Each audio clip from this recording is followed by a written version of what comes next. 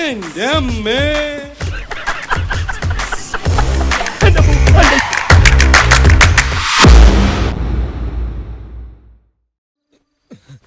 ഈശ്വരന്മാരെ, എന്റെ മാനം കാത്തോളണേ.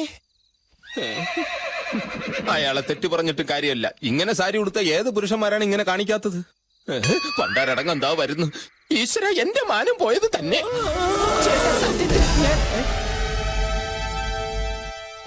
എവിടെ പോയി? എന്റെ ചാരിത്രം രക്ഷപ്പെട്ടു. മോളെ, മോളിപ്പ കനുള്ള എന്തെങ്കിലും സാധനം എടുത്ത് താഴത്തേക്ക് ഇട്ടായിരുന്നോ? അല്ല, കിണറ്റിൽ എന്തോ വീഴുന്ന ഒച്ച കെട്ടി, അതുകൊണ്ട് ചോദിച്ചതാ. ഇവിടെ എന്തോ കുഴപ്പമുണ്ട്, അത് ഉറപ്പാ. കൃഷ്ണ, കൃഷ്ണ, നീ ഇവിടെ ഒളിച്ചിരിക്കുന്നെങ്കിൽ എന്നോട് പറഞ്ഞൂടെ? എടാ, കയ്യിന്ന് പോയടാ. എന്ത്? എടാ, കല്യാണ ഡ്രസ് എടുക്കാൻ നാളെ രാവിലെ ചെന്നൈക്ക് ഫ്ലൈറ്റ് ടിക്കറ്റ് ബുക്ക് ചെയ്ത് കഴിഞ്ഞു. എടാ, മണിയപ്പന്റെ കല്യാണ സ്യൂട്ടിന് വേണ്ടി മാത്രം 50,000 രൂപ അയാൾ മാറ്റി വെച്ചേക്കുന്നത്. എടാ, ശാലുവിന്റെ ഡ്രസ്സിന് ഫാഷൻ ഡിസൈനർ എന്ന ഒരാളിനെ ഇങ്ങോട്ട് കെട്ടിയെടുക്കാൻ പോവാ, അത് തുണിക്കട സഹിതം ബാംബേന്ന്. എടാ, ഈ കല്യാണം നടക്കാൻ വേണ്ടി അവ ഇത്രയും തരം താഴ്ന്ന കളി കളിക്കേണ്ട ഉദ്ദേശം എന്താ? ഇക്കണ്ട സ്വത്ത് മുഴുവൻ അടിച്ചു മാറ്റാൻ ആണല്ലോ. എങ്കിൽ അവൾ അയാളുടെ മോളല്ല എന്നുള്ള സത്യം അവനോട് പറഞ്ഞാൽ അവൻ നാണിച്ച് വാലും ചുരുട്ടി പോകില്ലേ? പോകും. പോകുന്നതിന് മുമ്പ് ഗണപതി സാറിനോട് സത്യം മുഴുവൻ തുറന്നു പറഞ്ഞാൽ അപ്പൊ കല്യാണ പന്തലിന് പോലെ ഇവിടെ 16 അടിയന്തര പന്തല് പൊങ്ങും. കല്യാണം നടക്കണം. കല്യാണം നടക്കുകയും വേണം, അവൾ അതിൽ കുടുങ്ങുകയും ചെയ്യരുത്. എന്നാൽ എനിക്കൊരു ഐഡിയ തോന്നുന്നു. സംഗതി പഴഞ്ചനാണെങ്കിലും ഫലം ഉറപ്പാ. പറ. അതായത് മണിയപ്പൻ അവളെ കെട്ടിക്കോട്ടെ. എടാ, കെട്ടിയില്ലല്ലോ, പറഞ്ഞു തീരട്ടെ. ആദ്യ രാത്രിയിൽ പാല് കൊടുക്കുന്നൊരു ഏർപ്പാടുണ്ട്. എടാ, കൊടുത്തില്ലല്ലോ, നീ ഒന്ന് അടങ്ങ്. എടാ, പാലിൽ ഉറക്കക്കുളിയിട്ട് കലക്കി അവളെ കൊണ്ട് അവന് കൊടുപ്പിക്കുന്നു. ആവേശം മൂത്ത് അവൻ അവളെ കൊണ്ട് അത് കുടിപ്പിക്കുന്നു. സംഗതി എളുപ്പമായില്ലേ? അല്ല, കുഴപ്പമാവൂല്ലേ? എന്നാ മറ്റൊരു ഐഡിയ. മറ്റൊരു ഐഡിയ ഒക്കെ എന്റെ അടുത്തുണ്ട്. പക്ഷെ അതിന് എനിക്ക് നിന്റെ സഹായം വേണം. അതെന്തോന്നു? ഇന്ന് രാത്രി 12 മണിക്ക് വൈകുണ്ഠത്തിലെ എല്ലാ ലൈറ്റും ഓഫ് ആവണം. ഈസി അല്ലേ? ഫീസ് ഊരിയ പോരെ. പക്ഷെ കുഴപ്പമാണ്, ഫീസ് മെയിൻ സ്വിച്ച് വീടിനകത്താണ്. മുൻവശത്തെ വാതിലിന്റെ ഡ്യൂപ്ലിക്കേറ്റ് താക്കോൽ. അപ്പൊ ഇവിടെ മനുഷ്യര് മാത്രമല്ല ഡ്യൂപ്ലിക്കേറ്റ്, എല്ലാം ഡ്യൂപ്ലിക്കേറ്റ് തന്നെയാണ്. ആട്ടെ, ഇരുട്ടത്ത് എന്താ ഏർപ്പാട്? ഒക്കെ കഴിഞ്ഞിട്ട് മനസ്സിലാക്കിയാ മതി.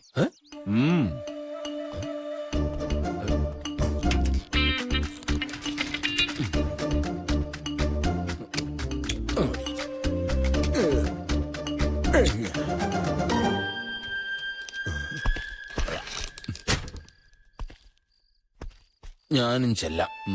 ഇരുട്ടത്തവൻ എന്താ പരിപാടി?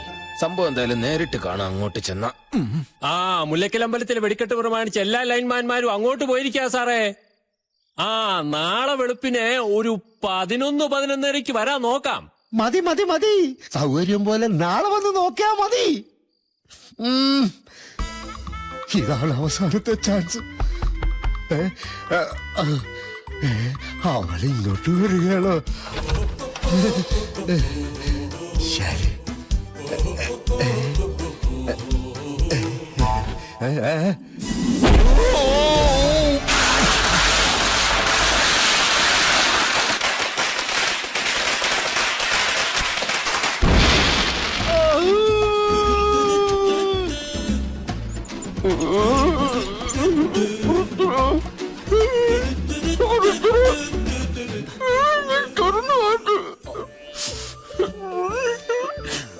എന്നെ നീ ഇഞ്ച പരുവാക്കല്ലടാ. ഞാൻ എന്ത് തെറ്റടാ നിന്നോട് ചെയ്തത്? ഇടാ, നിന്റെ അടുത്ത് ഫ്യൂസ് ഊരാനല്ലേ പറഞ്ഞോളൂ. അടിക്കാൻ ഊങ്ങിയ കൈയുടെ ഇടയിലോട്ട് വന്ന് കയറാൻ ഞാൻ പറഞ്ഞോ? അനുഭവിച്ചോ?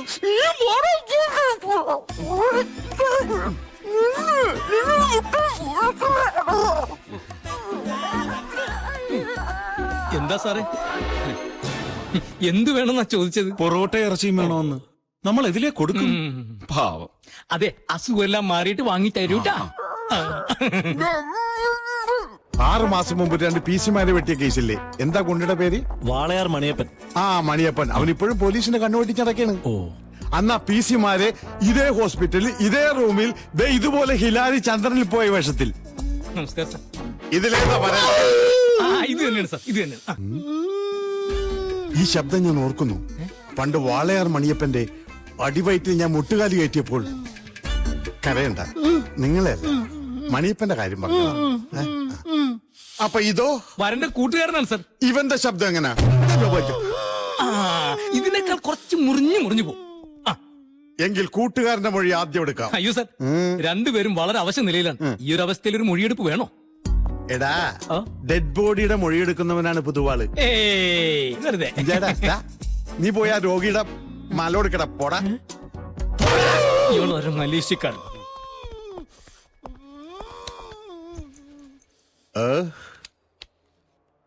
Hello hello, mic testing. എന്താ പേര്? പുൽപ്പരാജ് എന്നാണ് സാർ.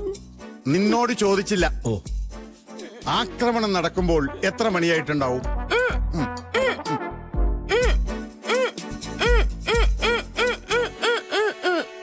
12 മണി. അടിച്ച് ചുരുട്ടി ഈ പരുവാക്കി എടുക്കാൻ എത്ര സമയം എടുത്തു? വെറും 2 മിനിറ്റ്. കേസ് തള്ളിപ്പോകും. എത്ര പേരുണ്ടായിരുന്നു ആക്രമിക്കാൻ? ഒരേ ഒരാൾ. ആട്ടെ, ആളുടെ രൂപം എങ്ങനെ? കുള്ളനാണോ അല്ലെങ്കിൽ എത്ര അടി പൊക്കമുണ്ട്? 6 അടി കാണും. ഒരു 2 ഇഞ്ചും കൂടി ചേർത്തു. ആളെ കണ്ടാൽ തിരിച്ചറിയോ? സെന്റിമെന്റ്സാ. വളരെ അടുപ്പമുള്ള ആളാ. നമുക്കൊന്നും ചെയ്യാനും പറ്റില്ല. PC ഇൻവെസ്റ്റിഗേഷൻ നടക്കുമ്പോ ഇവിടെ കഴിക്കാൻ ഫ്രൂട്ട്സ് ഒന്നും വാങ്ങിയിരിപ്പില്ലേ? വെറുതെ അല്ലടാ 2 മിനിറ്റ് കൊണ്ട് നിന്റെ മോന്ത ഇതുപോലെ ആക്കിയത്. പണ്ടൊക്കെ ഞാൻ മൊഴിയെടുക്കാൻ വേണ്ടി പോകുമ്പോ എന്തോരം ഫ്രൂട്ട്സ് പെറുക്കിക്കൊണ്ട് പോണത്. വെറുതെ അല്ല, മൊഴിയെടുപ്പ് എന്ന് പറയുമ്പോ ചാടി ഇറങ്ങി പോരും. കൊല്ലി ഞാൻ ഒരു ചെറുനാരങ്ങ പോലുമില്ല. എന്താ ഇത് ഭഗവാനെ? ഏത് കണ്ണ് ചോരയില്ലാത്തവന് ഈ കൊടുംചെയ്തി ചെയ്തത്? ഇതിലേതാ ജയരാമൻ? അത് സാർ, ഇതാണ് ജയരാമൻ, അത് ഉൽപ്പല. അതേന്ന് പറയുക. മതി മതി മതി മതി. താടിയെല്ലാം പൊട്ടിയിരിക്കുക, അതുകൊണ്ടാ വായും കൂടെ ചേർത്ത് ബാൻഡേജ് ചെയ്തിരിക്കുന്നത്. സാർ, ഇതെന്താ? ഇത് ആളെ തിരിച്ചറിയാൻ വേണ്ടി ഇപ്പൊ ഓർഡർ ചെയ്ത് ഉണ്ടാക്കിച്ചതാ. അല്ല കൃഷ്ണ, ഡെഡ് ബോഡി വെക്കുന്നവരാണ് വെക്കണേ. ഇച്ചിരി മാറ്റിവേ. ഇത് കല്യാണം മുടക്കാൻ വേണ്ടി ആരോ കരുതിക്കുട്ടി ചെയ്തതാണ്. കൃഷ്ണ, തോറ്റു കൊടുക്കുന്ന പ്രശ്നമില്ല. നിശ്ചയിച്ച മുഹൂർത്തത്തിൽ തന്നെ കല്യാണം നടത്തണം. സ്വന്തമായി കൈയും കാലും പോലും അനക്കാൻ വയ്യാത്ത ഈ അവസ്ഥയിൽ എന്ത് ചെയ്യണമെന്നാ സാർ ഈ പറയണേ? ഡോക്ടറെ, ഇന്റൻസീവ് കെയറിൽ നേരെ കതിർ മണ്ഡപത്തിൽ പോയി താലി കെട്ടിയ സംഭവം നമ്മുടെ നാട്ടിൽ ഉണ്ടായിട്ടില്ലേ? അങ്ങനെ ഒന്നാണ് ഇതെന്ന് കരുതിയാ മതി. പിന്നെ ജയറാമിന്റെ അച്ഛനോടും അമ്മോടും പറയണ കാര്യം അത് ഞാൻ ഏറ്റു.